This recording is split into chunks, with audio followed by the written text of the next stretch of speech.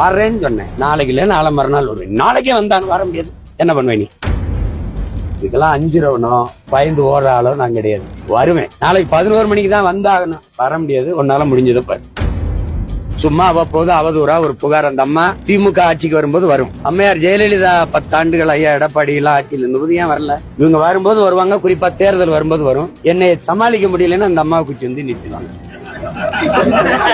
இப்ப பெரியார் வாங்கின அடியில இவங்களுக்கு என்ன பண்றேன்னு தெரியல. என்னை எப்படி சமாளிக்கன்னு தெரியாம மறுபடியும் இந்த பொம்பளை என்ன செய்யணும்னு நினைக்கிறீங்க? நீ ஏதுன்னு செய்ய முடியாது. நீங்க நினைக்கும் போதெல்லாம் அந்த பொம்பளை கூட்டி வர வேண்டியது, சட்டை இது பண்ணது. என்னை சமாளிக்க முடியலன்னா இப்படி ஒரு நாடகத்தை போட வேண்டியது. நானும் இந்த நாடகத்தை பார்க்கத்தான் போறேன். இது என்ன நடக்குதுன்னு பார்க்கத்தான் போறேன். நீங்களும் பார்க்கத்தான்.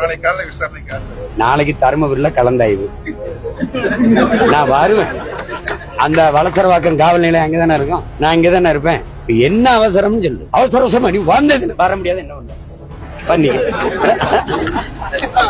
என்ன சொல்றது?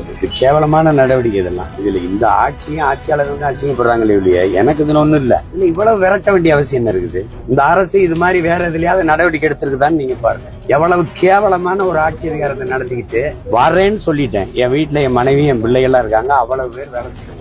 என் வீட்டுல என் ஒருத்தர சேட்டதான். அதுல என்ன பிரச்சனை? நீங்க இது பண்ண நான் தான் வருவேன்னா வருவேன்ல.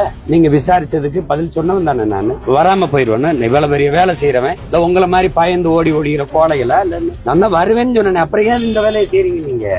இதனால நான் அசிங்கப்பட்டுருவேன் நினைக்கிறீங்களா இல்ல நீங்க அசிங்கப்படுறீங்க? உங்க வீட்டுல 11 கண்டிஷன்ஸ் உடைய சம்மன் ஒட்டப்பட்டிருக்கு. ஒட்டப்பட்ட சம்மனை சில வினாடிகள்லயே கிழித்ததாக ஒரு குற்றச்சாட்டு. வீட்டில் இருந்த காவலர் ஒருவர் அதை கிழித்தாருன்னு சொல்லி போலீசார் அவரை இப்போது கைது செஞ்சு கொண்டிருக்கிறாங்க.